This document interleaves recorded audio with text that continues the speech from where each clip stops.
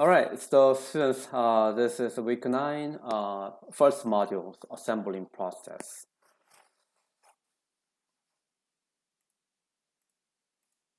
So this is overview of this class. So we went through some secondary manufacturing process. We learned casting, forming, separating, conditioning. So assembling process is after them. So we can create parts through this method.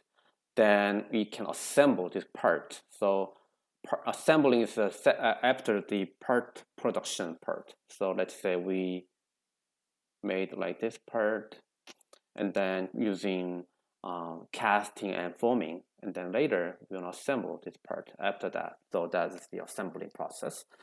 I have 5 objectives. So first one is explain how bonding takes place and list 5 categories of bonding method and describe how mechanical fastener are used and examples of fastener. So there are 3 types of fasteners. So permanent, semi-permanent, and temporary, and joint method. So assembling process are 2 types. There are 2 types of assembling processes. One is bonding, and then second is mechanical fastening. So bonding is combining two material, but it incorporate with chemical process. So that is bonding, and mechanical is just used force to combine uh, two parts. So let me show you this example. So this shows how a airplane is assembled. So the a airplane has more than 6 millions of parts.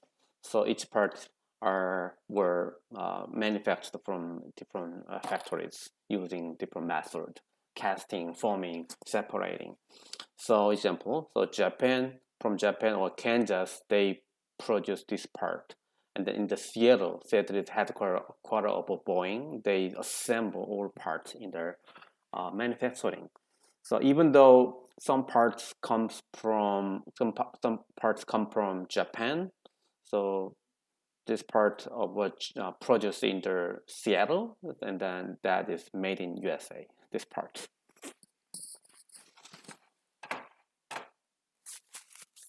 All right. So also I prepared this slide. So lawnmower in general, they consist of 300 parts. Grand piano, 12,000. Automobile, 15,000. A transport airplane, less than 4 million. And Boeing, so more than 6 million parts. So the Boeing airplane that consists of more than 6 million parts. It's huge. So I want to explain about development of assembling, how human developed. So first, the method we developed was glue. So wood is kind of wood glue. So Egyptian, they developed wood glue from resin, from the wood. So they obtained the resin and sap from wood. So they used that material for glue. And metal clamp was developed by each Greek. So this is a torn some part 1 and part 2. They combined using this joint method with the clamp, metal clamp. They attached clamp here to bond to stone parts. And then we've developed a variety of joint method. So this is a quick joint method, part 1 and part 2. And then also we developed a nail. But the nail was common in after 1786, after developing mass productions of nail, and then welding finally, so that by artisans and assembling without fastener. That's one of the advantages of welding. Like this. This is a welding, right? And there are two types of bonding method. And as I said, though, the assembling consists of two parts, two process. One is bonding, second is mechanical fastening. And then in the bonding, so there are two types of bonding method. One is cohesive and the second is adhesive. So the difference is whether they use the sticky or Technics bonding agent, such as wood glue. So if they use a certain glue, that is adhesive. So if not, that's the cohesive. So the cohesive, the definition is use same forces that hold molecule of the substance together. And then adhesive is like wood glue. They use thickness or techniques of bonding substance. And then there's three elements of the bonding. First of all, we need agent, like substance, the medium of the bond. And then types of joint, the method, and then the third is method. So this is the three elements of the bonding. And as I mentioned, the cohesive bonding require atomic closeness, and adhesiveness need a substance. So for the atomic closeness, so for example, so I want to bond two material, that is metal, and then another part is wood. So the cohesive bonding doesn't use the glue, so the material and wood, we cannot combine two materials. We can't. So we can't weld two different types of materials, metal and wood. However, if I want to combine two materials, such as this also metal and another metal, we can combine with if we push a lot of heat and pressure, we can combine two materials. That is cohesive bonding. This example is resistance welding. I will explain further about this method. So, this is the use of heat and pressure and self-bonding. But adhesive needs organic or metal substance, and then bonding material. That's the differences between two. So for the bonding agents, so the medium, then that has three types. One is same material with the parts. So for example, so as I explained about metal, so the iron, let's say I want to combine two material. This is iron, ferrous, and then ferrous. So, but I also use the medium here, such as ferrous. It's not common, but let's say, so same material, part 1, part 2, and then agent. So this is type 1. So example, we can see the fusion welding, and then I will explain more about fusion welding later in this later slides. And then type 2 is the same general type, but different composition, such as like metallic objects. So what the example is, this is metal, like ferrous, and then also ferrous. But we can use this part for copper or other anything like this. So similar but different composition. So we can see this example in soldering or brazing. And then third type is totally different material. So this is wood glue, because wood and wood, but we use glue. So glue is a mix of resin and other material, other chemical. So this is glue. Glue is totally different from wood. So this is type 3. And there are a variety of bonding methods. fusion, flow, pressure, cold, and adhesives. I will explain further about each of bonding method. So first one is fusion bonding. So fusion bonding uses a lot of heat, huge heat. So that use same material and melt edge apart and make the joint.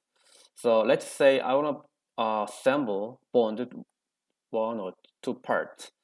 So to bond two parts, so we need heat. So uh, uh, this part, so around the part one and part two, almost melt the part, this part and this part, and then fill the material using the same material such as iron, and then the cool down this part, then create a kind of a similar or the same molecule structure.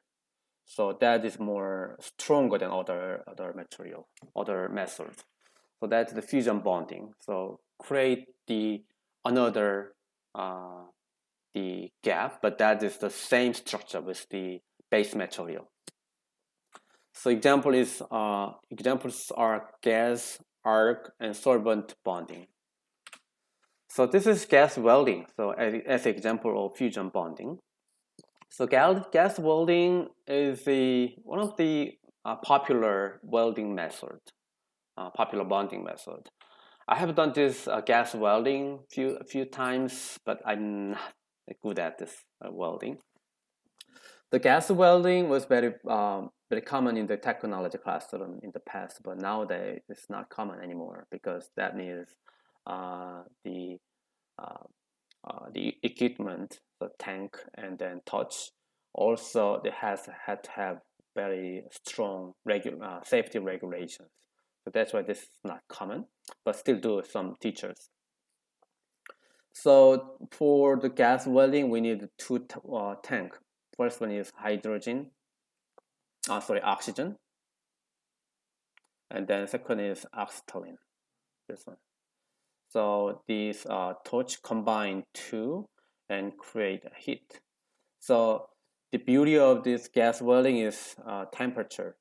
So as turn on and then heat up, that by increasing acetylene and then finally put more oxygen, that we can obtain 6,000 Fahrenheit temperature. So that's huge. That is enough to the melt the base products such as iron or the other material. So steel, aluminum, cast iron, and other materials are used by gas welding, and this is very precise if we have considerable operator skill. So yeah, this is gas welding. So we can do this gas welding. So many of artists or small manufacturing do gas welding, but not in mass production. And second is arc welding. This is also another one of the most common fusion bonding methods. So arc welding use electricity.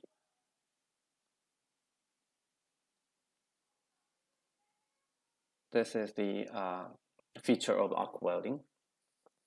So this picture shows the arc welding, the diagram.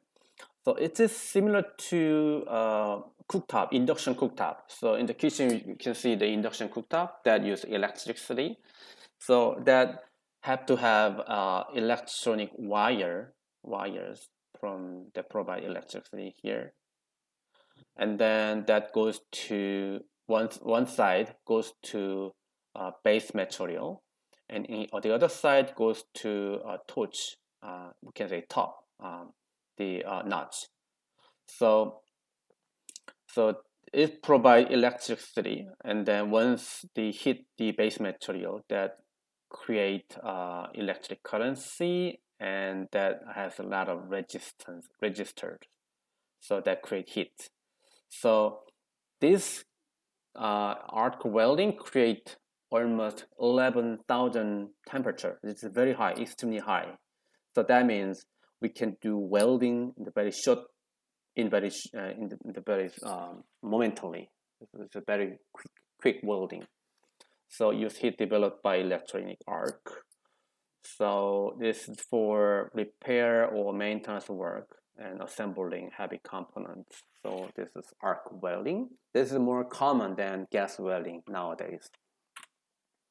And then solvent bonding is using the fusion bonding using solvent.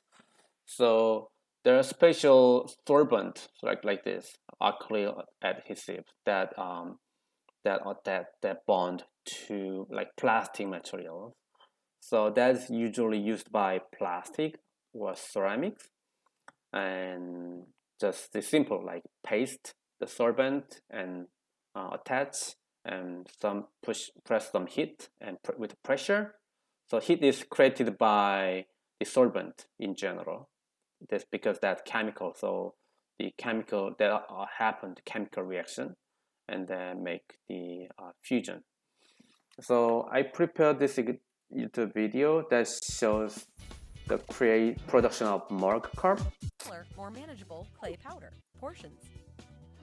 The portioned clay discs are placed into a single. They do molding and formed into the shape of your mug to create a mug. Once dried, the cup is removed from the mold by hand and is ready for the next step. Handle application.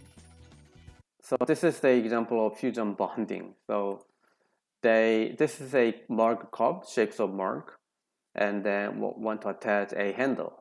So the mug handles have been created in a similar fashion to the body of the mug. Once they've dried and been released from their own molds, the handles are dipped in a mixture of clay and water called slip, which acts like a glue. Yeah, they use a slip. This is like a type of solvent. So the slip, there's a mix of the clay and water and others. So that is kind of paste. That is an example of solvent bonding. And next is flow bonding. So this is also very popular method.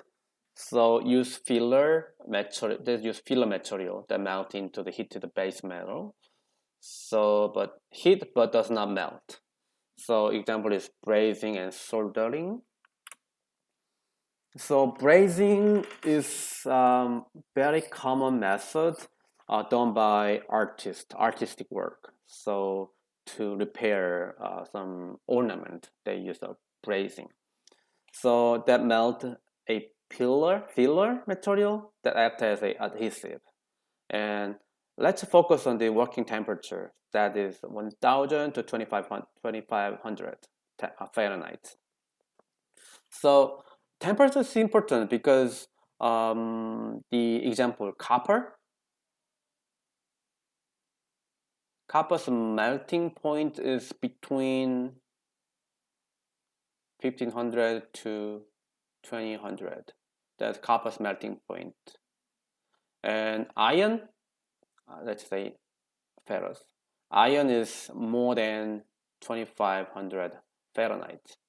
So this temperature is not enough to melt the base material, but that's enough to melt the agent material, the filler.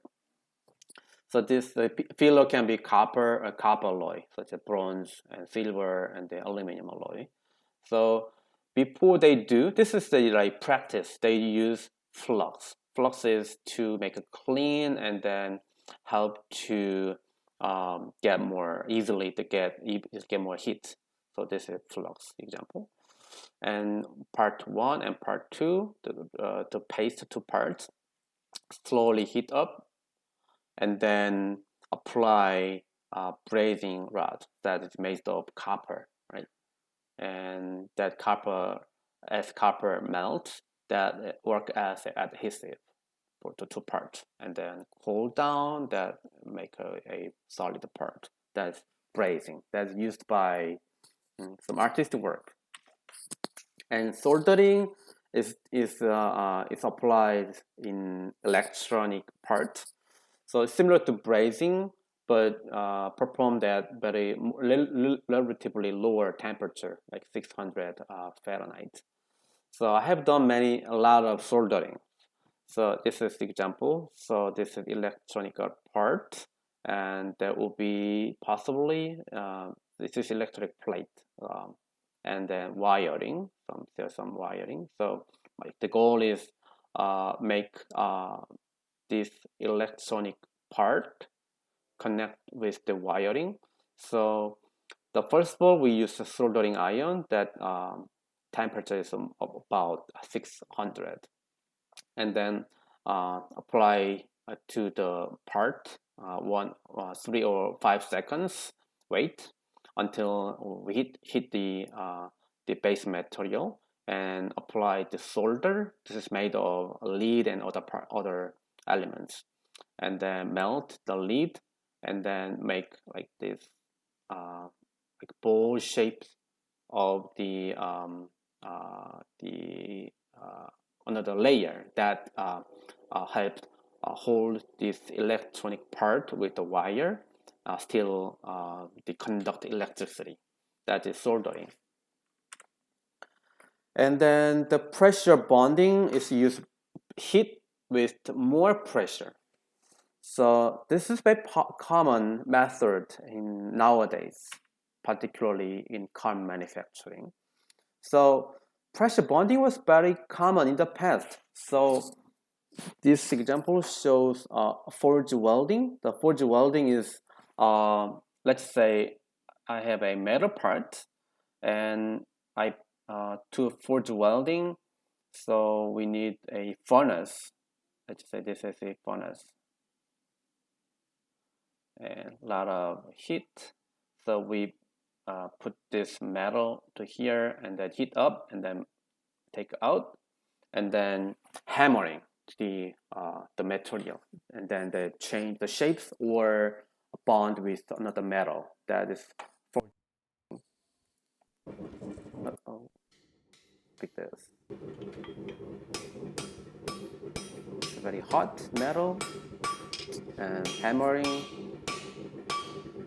to create shapes or attach to another metal. So that's forge welding. And then this is also example of pressure welding called resistance welding. Also, sometimes we call spot welding. Before I show this YouTube video, this is similar to fusion welding because this use electricity. So electrode that has electric source, and then base, and then the welding plate. So that make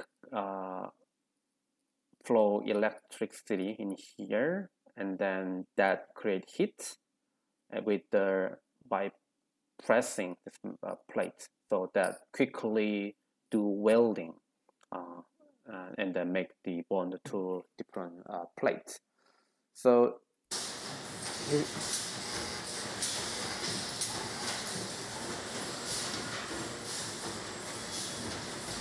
this video shows the robots in the car manufacturing. So this is car assembly line. Once car arrived to this line, this robot do welding. This done by people in the past, but they changed all the process by robots. So the robot do welding, so that robot has two parts, like top and the bottom. Top has the electric rod, and the bottom is the plate there. So the robot push touch to the car welding plates, and then they flow the current that create heat and pressure.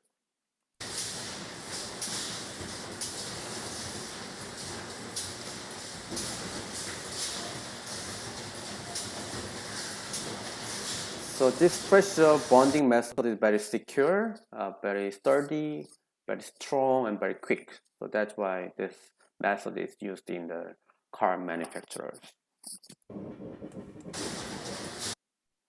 All right, so next is cold bonding. So cold bonding is using larger pressure and without any heat. So apply great force to create atomic closeness needed for bonding. But cold bonding is limited to a very ductile metal, such as copper or aluminum. They are very ductile. So that's, let's say, this is a copper plate 1 and copper 2. So in the die such as die, this is die that push with the lot of pressure that makes heat and then attach to part. That's cold bonding. So it uses very high pressure. So I use the unit PSI, that's pound per square inch. That means, let's say I have a plate that has 1 inch and 1 inch. That's a square inch. And then push the pressure like 200,000. That means I put weight 200,000 pounds on this small area. That is pressure. So that means we use very high pressure to make cold bonding. And adhesive bonding, we use some bonding agents. So adhesive, glue, epoxy, ferment, either plastic or a ceramic material. We use this method, but that was also kind of fusion bonding. And next is assembling with mechanical force. So we'll look at the mechanical fastener and then fastening by mechanical force. So we can categorize the mechanical fastener by certain factors. Let's look at these examples. So how can you categorize them into 3? So first is rivet, and second is ring nail.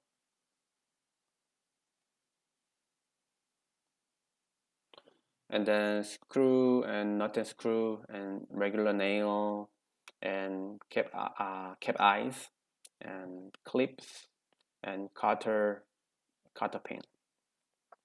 So the first 2 is permanent. So rivets. So let's just say I want to attach 2 metal parts, whatever, wood or plastic or metal. So rivet is make a hole and then push this rivet. And then we do hammering this part or cut this part. Then we can't revert this process. That's permanent. Also, ring nail doesn't have has a very small head. So ring nail, once we apply ring nail, we cannot take out this nail. That is a type of permanent fastener. And then second 3, semi-permanent, screw, nut and bolt, and regular nail. We can apply this fastener, but anytime we can take out using special tools. But these 3 are temporary. So anytime we can make fast or unfaster this parts. So permanent, semi-permanent, and temporary. There are 3 mechanical fasteners, types of mechanical fasteners. And as I mentioned, rivet, ring nail, sewing are permanent, and screws, bolts, nail, and staples are semi-permanent. But wing nuts, clips, and cotter pin. Cotter pin is this one. Is temporary. All right, this is the last slide of this module, the joints. There are many types of joint method. So depending on the formation. So T-joint, make a vertical or horizontal combining mechanically, and corner joint, and lap joint. If we don't much care about its surface, then we can do lap joint. And we want to have like wider surface, then we can do butt joint and scalp joint. but this butt joint and scalp joint is not strong enough to hold, but they do sometimes. And yep, this is a joint method. And I have one more. So this shows the characteristic of various alloys. So castability, weldability, and machinability. Machinability is do like cutting or shearing, but castability is the ability to cast, and weldability is the ability to welding. So let's see here. So the steel is has excellent weldability. That means steel is very good at welding, because steel is and then other aluminum and copper is also fair weldability. So that's why we do welding for aluminum and copper. So that's it. Thank you for watching this module, and I prepared the module 2. Let's look at move to the module 2. Thank you.